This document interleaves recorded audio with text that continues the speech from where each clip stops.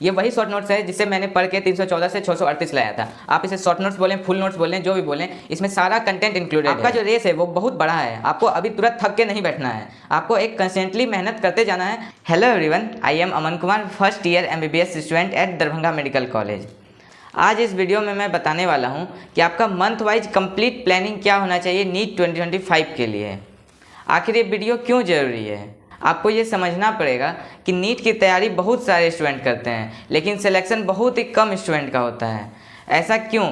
क्या वो मेहनत नहीं करते? मेहनत वो भी करते हैं, लेकिन वो गलती कहाँ करते हैं? वो गलती करते हैं कि वो सिर्फ मेहनत ही करते हैं। वो अपने आप को ट्रैक नहीं करते कि वो अपने आप से ये क्वेश्चन नहीं करते कि वो जो मेहनत कर रहे हैं वो सही डायरेक्शन में कर रहे हैं या नहीं कर रहे हैं। वो जो इतना प्रिपरेशन कर रहे हैं, वो प्रिपरेशन उनका नीट ओरिएंटेड है या नहीं, एग्ज़ाम ओरिएंटेड उनका प्रिपरेशन चल रहा है या नहीं चल रहा है, इस बात की वो परवाह नहीं करते, बस मेहनत करते जाते हैं। इसलिए उनका सिलेक्शन नहीं हो पाता है। इसलिए ये बहुत ज़्यादा ज़रूरी है कि आप अपना प्रिपरेशन एक ओरिएंटेशन के साथ करें कि हम जो पढ़ रहे हैं वो एग्ज़ाम ओरिएंटेड होना चाहिए। किस समय तक हमारा कितना सिलेबस कंप्लीट हो जाना चाहिए, ये जानना बहुत ज़्यादा ज़रूरी है। तो ये वीडियो सारे नीट 2025 एस्पिरेंट्स के लिए बहुत ही ज़्यादा इंपॉर्टेंट होने वाला है, तो इस वीडियो को पूरा देखिएगा। चलिए स्टार्ट करते हैं। सबसे पहले अभी जैसा कि मई चल रहा है, मई में 10-12 दिन बचा हुआ है, उसके बाद जून, जुलाई, अगस्त, सितंबर, अक्टूबर, नवंबर, दिसंबर से लेकर मई तक है जबकि एग्ज़ाम होगा। पहले मैं फिजिक्स का बताता हूँ, फिर केमिस्ट्री और बायो का बताऊँगा कि कब तक आपका 11th का पोर्शन कंप्लीट होना चाहिए। फिजिक्स में लगभग आपका सितंबर तक 11th का पोर्शन आपका कंप्लीट हो जाना चाहिए, और फिर उसके बाद अक्टूबर, नवंबर, दिसंबर, जनवरी तक आपका 12th का पोर्शन फिजिक्स का कंप्लीट हो जाना चाहिए। उसके बाद फिर केमिस्ट्री में आपका फिजिकल, ऑर्गेनिक और इनऑर्गेनिक है। तो मैं आपको यही सजेस्ट करूंगा कि पहले आपको फिजिकल कंप्लीट करना चाहिए, उसके बाद ऑर्गेनिक, तब इनऑर्गेनिक, क्योंकि इनऑर्गेनिक मोस्टली याद करने वाला चीज़ है, उसमें ज़्यादा अपना लॉजिक लगाने वाला नहीं है। तो वो जितना लास्ट में आप पढ़ेंगे उतना अच्छा होगा, उस समय आपका ज़्यादा मतलब याद भी रहेगा और एग्ज़ाम में आपको हेल्प भी मिलेगा। और शुरू से पढ़ेंगे तो उनको ज़्यादा रिवीजन का ज़रूरत पड़ता है इनऑर्गेनिक को, इसलिए पहले आप फिजिकल रखें, तब ऑर्गेनिक, तब इनऑर्गेनिक। तो मई में आपको पहले फिजिकल कंप्लीट करना है, फिर जून में भी फिजिकल, जुलाई में भी फिजिकल, अगस्त में फिजिकल। उसके बाद आपको ऑर्गेनिक में आना है। ऑर्गेनिक सितंबर में ऑर्गेनिक, अक्टूबर में ऑर्गेनिक, नवंबर में ऑर्गेनिक। उसके बाद दिसंबर और जनवरी 2 महीना इनऑर्गेनिक के लिए आपको बिल्कुल इसी पैटर्न में सिलेबस कंप्लीट करना है। इनऑर्गेनिक के बहुत सारे चैप्टर हटा दिए गए हैं, लिमिटेड चैप्टर बचे हुए हैं। ये 2 मंथ सफिशिएंट है इनऑर्गेनिक के 5 चैप्टर्स को पढ़ने के लिए, इसलिए लास्ट के 2 मंथ में आपको इनऑर्गेनिक पढ़ना है। और स्टार्टिंग से अभी जो आप स्टार्ट कीजिएगा उसमें आपको फिजिकल पढ़ना है अगस्त तक, सितंबर, अक्टूबर, नवंबर तक आपको ऑर्गेनिक पढ़ना है, उसके बाद इनऑर्गेनिक स्टार्ट करना है। और ऐसा नहीं कि मतलब फिजिकल पढ़ लिए फिर ऑर्गेनिक पढ़ रहे हैं, तो फिजिकल को बिल्कुल ही छोड़ देना है, साथ साथ रिविजन भी करना है। उसके बाद मैं बायो का बात करूं तो बायो में भी आपको सितंबर तक 11th का पोर्शन को कंप्लीट करना है, उसके बाद जनवरी तक आपको 12th का पोर्शन को कंप्लीट करना है। 12th का सिलेबस में जैसे कि जेनेटिक्स है, बायोटेक्नोलॉजी है, ये सब बहुत इंपॉर्टेंट चैप्टर है, इन सबको आपको अच्छे से पढ़ना है। उसके बाद जो फरवरी का पूरा मंथ आपके पास बचता है, ये जो पूरा फरवरी आपके पास बचा, इस फरवरी में आपको सिर्फ और सिर्फ रिविजन, और इसमें कुछ नहीं करना है, सिर्फ और सिर्फ रिवीजन करना है। जनवरी तक आपका पूरा का पूरा सिलेबस कंप्लीट हो जाना चाहिए बिल्कुल अच्छे से, और फरवरी में आपको सिर्फ और सिर्फ रिवीजन करना है। और बचा मार्च और अप्रैल में आपको टेस्ट देना है और रिवीजन करना है, बस टेस्ट और रिवीजन देना है। और फरवरी में सिर्फ रिवीजन करना है, और जनवरी तक आपका सिलेबस कंप्लीट हो जाना चाहिए। इस शेड्यूल से आपको 8 से 9 मंथ मिल रहे हैं अपने पूरे सिलेबस को अच्छे से कंप्लीट करने के लिए। मैं चाहता तो ये भी बता सकता था कि 6 मंथ में सिलेबस पूरा कंप्लीट कर दीजिए, उसके बाद का 3 मंथ में फिर से रिवीजन कीजिए, फिर 2 मंथ में फिर से रिवीजन कीजिए। ये देखने में भी अच्छा लगता है और सुनने में भी अच्छा लगता है, लेकिन ये प्रैक्टिकली जब करने उतरें तो ऐसा करना बहुत ही ज़्यादा मुश्किल होता है, नहीं हो पाता है जल्दी। इसलिए मैं आपको एक सिंपल वे में बता रहा हूँ कि कंसिस्टेंटली आपको जनवरी तक मेहनत करना है, अपने सारे सिलेबस को कंप्लीट करना है आराम से, जल्दबाजी नहीं करना है। और सारे चैप्टर्स को आपको बिल्कुल ही बेसिक से पढ़ना है। अभी आपके पास 1 साल का समय है, आराम से बिल्कुल बेसिक से सारे चैप्टर्स को कंप्लीट करना है, और उसके बाद फिर रिवीजन, और उसके बाद फिर रिवीजन और टेस्ट पूरा। ये जो मैंने टेस्ट यहाँ लिखा है तो इसका ये मतलब नहीं है कि सिर्फ आपको मार्च और अप्रैल में ही टेस्ट देना है, टेस्ट आपको शुरू से अंत तक देते ही रहना है।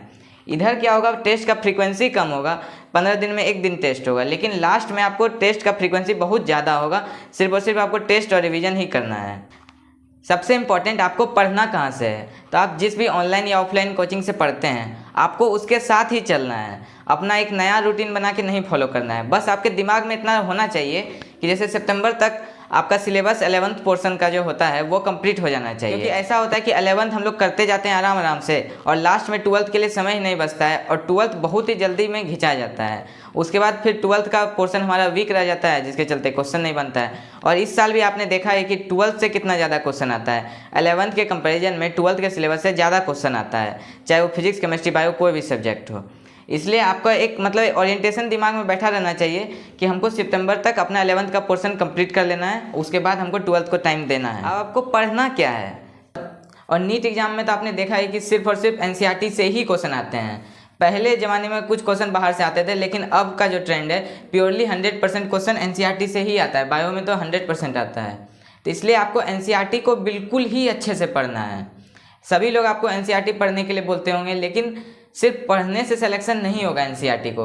आपके पढ़ने का अप्रोच चेंज करना पड़ेगा कि आप एनसीईआरटी जब पढ़ते हैं उसके हर एक लाइन को, तो जैसे कोई भी लाइन आप पढ़ रहे हैं तो उस समय आपके दिमाग में ये चलना चाहिए कि इस लाइन से नीट एग्जाम में कैसा क्वेश्चन आ सकता है, इस लाइन से क्या क्या क्वेश्चन पॉसिबल है जो कि बन सकता है एग्जाम के लिए। तब आप पढ़िएगा एनसीईआरटी, तब आपके पढ़ने का फ़ायदा होगा। और आप एनसीईआरटी इफेक्टिवली पढ़ भी रहे हैं या नहीं ये आप आसानी से चेक भी कर सकते हैं। इसके लिए नीट प्रेप एसेंशियल का अभ्यास बैच है, जहाँ पे आपको एनसीईआरटी के पेज वाइज फिल्टर मिलता है। जैसे आपने एनसीईआरटी का आज 5 पेज पढ़ा, तो उस 5 पेज का आप क्वेश्चन प्रैक्टिस कर सकते हैं। सिर्फ उसी 5 पेज का आप फिल्टर लगा के सिर्फ 5 पेज से जितना पॉसिबल क्वेश्चन हो सकता है आप उस सभी क्वेश्चन को एनसीईआरटी से बना सकते हैं। और इसके साथ ही आपको book marked feature, PYQ marked NCERT, assertion reason type question, diagram based question, statement based question, match the following, sequencing, graph interpretation, ये सभी तरह के क्वेश्चन आपको मिलते हैं। उसके साथ detailed video explanation. Get this batch for 2999। और आप अल्टीमेट कॉम्बो पैक भी ले सकते हैं, जहाँ पे आपको फिजिक्स केमिस्ट्री के मॉड्यूल मिलेंगे और उसके साथ 50 OMR सीट भी मिलता है। और फर्स्ट 1000 स्टूडेंट को AR power up course free मिलेगा, जिसमें कि आपको नीट में जो करंट पैटर्न है क्वेश्चन आने का, assertion reason, graph, statement, match the following, ये सब जो पैटर्न है क्वेश्चन का, ये सब आपको एक ही जगह मिलता है इस AR पावर अप कोर्स में। तो वेट किस चीज़ का करें, link is in the description. Physics में आपको लेक्चर देखना है, नोट्स बनाना है और शॉर्ट नोट्स बनाना है। ये शॉर्ट नोट्स बहुत ही ज़्यादा ज़रूरी होता है। लास्ट टाइम एग्ज़ाम से पहले रिवीजन के लिए बहुत ज़्यादा ज़रूरी होता है। अगर आपने पिछले साल शॉर्ट नोट्स बनाया था तो आपका तो बना हुआ है, आपको बस उससे ही रिवीजन करना है, इस साल नहीं बनाना है। और अगर आपने नहीं बनाया तो आपको अपने से बनाना है, अपना खुद का शॉर्ट नोट्स, वो बहुत ज़्यादा यूजफुल होता है। और ऐसा नहीं कि मैंने नहीं बनाया था, और मैंने भी अपना शॉर्ट नोट्स बनाया था, लेकिन आपको इसके समझ नहीं आ रहा है कि कैसे शॉर्ट नोट्स बनाएं, तो मैंने अपना खुद का बनाया हुआ शॉर्ट नोट्स भी अपने टेलीग्राम चैनल पे अपलोड किया हुआ है। आप जाके उसे देख सकते हैं, उसे हेल्प ले सकते हैं। ये वही शॉर्ट नोट्स है जिससे मैंने पढ़ के 314 से 638 लाया था। आप इसे शॉर्ट नोट्स बोलें, फुल नोट्स बोलें, जो भी बोलें, इसमें सारा कंटेंट इंक्लूडेड है। एक भी चीज़ आपको इससे मिस नहीं मिलेगा जो कि एग्जाम में आता हो।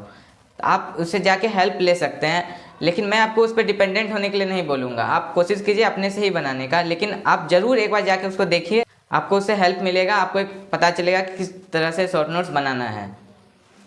और केमिस्ट्री में आपको उसी तरह लेक्चर देखना है, नोट्स बनाना है और फॉर्मूला बुक बनाना है। फॉर्मूला बुक में जैसे ऑर्गेनिक के लिए आपको रिएजेंट और उसका फंक्शन लिखना है। एक पेज में स्टार्ट करना है, रिएजेंट और उसका फंक्शन, रिएजेंट उसका फंक्शन, इस तरह करके सारे चैप्टर्स के आपको लिखना है। और फिजिकल में आपको सारे फार्मूलाज को लिखना है, जितने भी फार्मूलाज हैं। फिजिकल में तो फार्मूला बेस्ड ही क्वेश्चन आते हैं, इसलिए आपको सारे फार्मूला को शॉर्ट नोट्स बना के उसको रखना है। और इनऑर्गेनिक में मेनली आपको याद करने वाला ही रहता है, ट्रेंड्स सब रहता है। आप ट्रेंड्स का चार्ट बना के रख सकते हैं, increasing order, decreasing order, acidic strength, basic strength, ये सब का आप बना के रख सकते हैं। रिवीजन में आपको हेल्प मिलेगा। लेकिन ऑर्गेनिक और फिजिकल का तो आपको बनाना ही बनाना है। और उसके बाद आपको एनसीईआरटी आप फिजिक्स में पढ़ सकते हैं अगर आपको टाइम है तो, लेकिन मैं ये नहीं बोलूँगा कि आप पढ़िए ही एनसीईआरटी फिजिक्स में। एनसीईआरटी से आते हैं क्वेश्चन, इस बार भी आए थे, लेकिन एनसीईआरटी से एज रिलेटिवली उतने क्वेश्चन नहीं आते हैं फिजिक्स में। लेकिन केमिस्ट्री में आपको एनसीईआरटी बिल्कुल पढ़ना ही पढ़ना है। ऑर्गेनिक में तो खास करके पढ़ना है, इनऑर्गेनिक में भी पढ़ना ही पढ़ना है। केमिस्ट्री में आपको एनसीईआरटी को अच्छे से रीडिंग करना है। और बायो में आपको वही लेक्चर देखना है, नोट्स बनाना है और एनसीईआरटी पढ़ना है। तो नेक्स्ट आपको क्वेश्चन कहाँ से प्रैक्टिस करना है, तो क्वेश्चन आपको प्रैक्टिस करना है डीपीपी से। डेली प्रैक्टिस पेपर जो होता है, आपको डेली क्वेश्चन प्रैक्टिस करने का हैबिट बनाना है। तो 10 से 15 क्वेश्चन आपको डेली सॉल्व करना है। ये आपको हैबिट बनाना ही है कि आप डेली सॉल्व करें। उसके बाद आप कोचिंग के मॉड्यूल या कोई भी बुक फॉलो कर सकते हैं क्वेश्चन प्रैक्टिस करने के लिए। और उसके बाद जब आपका चैप्टर कंप्लीट हो जाता है तब आप एनसीईआरटी के एक्सरसाइज के क्वेश्चन आपको सॉल्व करना है। ये आप भूलिएगा नहीं, इसको जरूर से जरूर सॉल्व करना है चैप्टर कंप्लीट होने के बाद एनसीईआरटी का एक्सरसाइज का क्वेश्चन। नेक्स्ट, डेली आपको कितना देर पढ़ना है? डेली आपको 6 घंटा क्लास में लगेगा, 6 घंटा आपको सेल्फ स्टडी, टोटल 12 घंटा आपको डेली पढ़ना है। ऐसा नहीं कि अभी आपको बहुत मोटिवेशन आ रहा है, अभी से एकदम 18 घंटा पढ़ने का प्लान बना लिए, लेकिन अभी जो जल्दबाजी में अगर आप प्लान बनाइएगा एकदम बड़ा बड़ा सिटिंग आवर्स का, लेकिन ये फॉलो नहीं हो पाएगा। आपको ये बात समझना पड़ेगा, आपका जो रेस है वो बहुत बड़ा है। आपको अभी तुरंत थक के नहीं बैठना है, आपको एक कंसिस्टेंटली मेहनत करते जाना है, लास्ट टाइम तक आपका यही पेस के साथ करते जाना है। ऐसा नहीं कि शुरू में बहुत कर लिए बाद में थक के बैठ गए, कम करने लगे। इसलिए आपको अपना एक डेली टारगेट बना लेना है कि हमको 12 घंटा जैसे पढ़ना है, तो डेली हम 12 घंटा पढ़ रहे हैं। नेक्स्ट, टेस्ट आपको कैसे देना है? अभी आपका स्टार्टिंग का फेज है, तो अभी आपको टेस्ट का फ्रीक्वेंसी 14 से 15 दिन में देना है। अभी आपका टेस्ट का फ्रीक्वेंसी कम होगा, अभी आपको कोचिंग के हिसाब से ही टेस्ट देना है। जैसे वो टेस्ट लेते हैं 15 दिन में एक टेस्ट लेते हैं, आपको बिल्कुल उसी के हिसाब से देना है। और टेस्ट से पहले आपको अपना सिलेबस को अच्छे से कंप्लीट करके जाना है, तभी आपका मार्क्स आएगा। और मार्क्स अच्छा आएगा तभी आपको मोटिवेशन आएगा, तभी आप आगे पढ़िएगा। ये एक साइकिल है, अगर मार्क्स कम आता है तो और डिमोटिवेशन होता है और पीछे हम रह जाते हैं कि मार्क्स कम आ रहा है, हम पढ़ रहे हैं फिर भी मार्क्स कम आ रहा है। लेकिन आप टेस्ट से पहले अपना सिलेबस अगर कंप्लीट कर लेते हैं तो आपका मार्क्स ज़्यादा डेफिनेटली आएगा, और मार्क्स अच्छा आएगा तो आपको फिर मोटिवेशन मिलेगा हमको और अच्छा मार्क्स लाना है। इसलिए टेस्ट से पहले अपने सिलेबस को कंप्लीट जरूर कर लें, और टेस्ट को बिल्कुल भी बंक ना करें। कभी कभी कुछ सिलेबस नहीं पूरा हो पाता है तो हम टेस्ट को छोड़ देते हैं, लेकिन ऐसा बिल्कुल नहीं करें। मार्क्स जितना भी है आपको टेस्ट नहीं छोड़ना है, टेस्ट को देना है आपको। और लास्ट टाइम आपका टेस्ट का फ्रीक्वेंसी बढ़ जाएगा, उस समय आपको हर 3-4 दिन में आपको टेस्ट देना पड़ेगा। और टेस्ट अभी आप ऑनलाइन दे या ऑफलाइन, ये आप पे डिपेंड करता है। आप अभी ऑनलाइन भी दे सकते हैं, लेकिन अगर आपके पास है ऑप्शन ऑफलाइन देने का, तो मैं आपको यही सजेस्ट करूँगा कि आप ऑफलाइन टेस्ट दीजिए। ऑफलाइन टेस्ट देने से बहुत फ़ायदा होता है, आपको ऑफलाइन टेस्ट देना चाहिए अगर आपके पास ऑप्शन है। अगर नहीं है तो ऑनलाइन भी दीजिए, वो भी बेस्ट है। तो इस वीडियो में मैंने सारा कुछ आपको बता दिया कि आपको कैसे प्रिपरेशन स्टार्ट करना है, कब कब क्या क्या पढ़ना है, कितना देर पढ़ना है, कहाँ से क्वेश्चन प्रैक्टिस करना है, सारा कुछ मैंने आपको डिटेल में बता दिया। अब आपको बस इसको अच्छे से फॉलो करते जाना है, और अगर आप इसको अच्छे से फॉलो कर लेते हो तो मैं आपको बताता हूँ कि आपको 680-700 मार्क्स आपके आ जाएंगे, अगर आप इसे कंसिस्टेंटली फॉलो करते हो तो अच्छे से आप इसके अकॉर्डिंग प्रिपरेशन करते रहिए। और आपको कहीं भी कुछ भी डाउट आता है तो आप कमेंट करके पूछ सकते हैं। All the very best for NEET 2025।